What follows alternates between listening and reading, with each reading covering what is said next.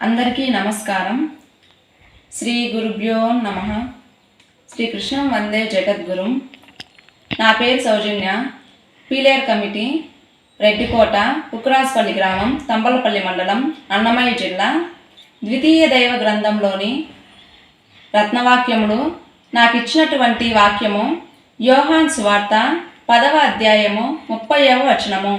వాక్యము: నేనును తండ్రిను ఏకమై ఉన్నామని వారితో చెప్పెను.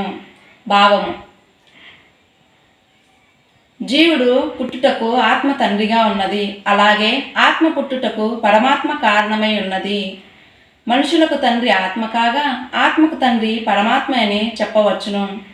యేసు ప్రభు ఆత్మయే ఉండడం వలన ఆయనను దేవుని కుమారునిగా చెప్పవచ్చును.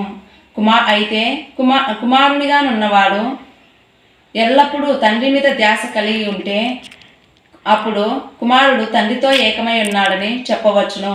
ఇక్కడ యేసు ప్రభు తన తండ్రి అయిన పరిశుద్ధాత్మ మీద ధ్యాస కలిగి ఉండడం వలన ఆయన నేను నా తండ్రి ఏకమై ఉన్నామని చెప్పెను. ఇంతటి అవకాశాన్ని, అదృష్టాన్ని కలిగించినటువంటి శ్రీ శ్రీ శ్రీ త్రిమత ఏకైక గురువు, ఆధ్యాత్మిక సామ్రాజ్య చక్రవర్తి, త్రైత సిద్ధాంత ఆదికర్త, సంచలనాత్మక రచయిత, శతాధిక గ్రంథకర్త, హిందూ జ్ఞాన ధర్మ ప్రదాత శ్రీ శ్రీ శ్రీ ఆచార్య ప్రబోధానంద యోగీశ్వరుల వారి గురుదేవుల వారి దివ్య పాద పద్మములకు నా యొక్క శతకోటి సాష్టాంగ నమస్కారములు తెలియజేసుకుంటూ ముగిస్తున్నాను.